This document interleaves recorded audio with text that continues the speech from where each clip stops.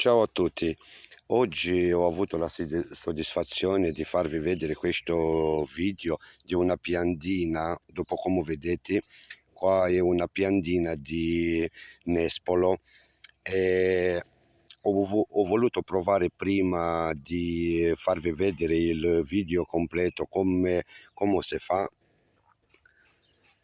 e per vedere se funziona il mio sistema senza spendere nemmeno un centesimo. E a breve sarà il video completo. Se volete fare pure voi lo potete fare, perché dopo che mangiate una frutta potete avere la soddisfazione vostra per fare crescere qualche piantina come questa qua del nespolo. Comunque al breve vi faccio vedere il video completo e se voi lo volete fare lo potete fare.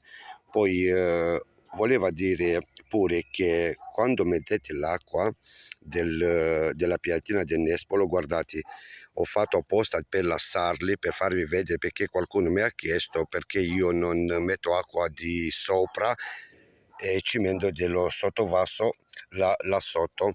Quando mettete l'acqua, ragazzi, da sopra, dopo, come vedete, guardate qua, guardate,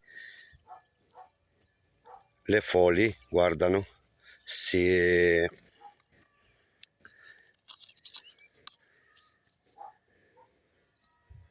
s'abbrugiano proprio, vedete? Questo ho fatto una prova per spiegare pure perché s'abbrugiano qualche foglia di sopra, che questo vengono tolte poi. In questo caso, ragazzi, io vi faccio vedere che non mendo mai l'acqua di sopra, anche perché serve che, guardate come faccio io, serve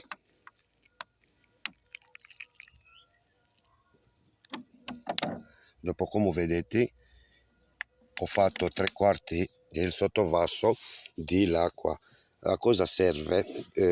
A mettere l'acqua da sotto, ma non da qua di sopra. Dopo, come vedete, sopra è tutto asciutto. Serve che l'acqua di sotto, quando le radici cercano l'acqua, dove vanno? Dove trovano l'umidità.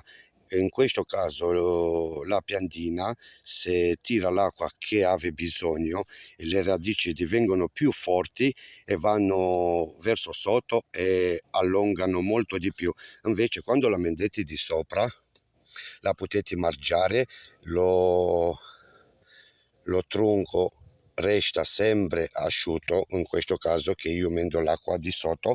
Invece se la mettete di sopra, di qua, rischiate che la piantina, se s'ammargia, lo fusto, diciamo, resta, lo tronco resta sempre umido. Invece di sotto si tira l'acqua che aveva bisogno la radice. Comunque, ragazzi, per non perdere il prossimo video, che vi faccio tutta la procedura completa dall'osso, come si fa per germogliare, per fare diventare questa piantina come la vedete qua.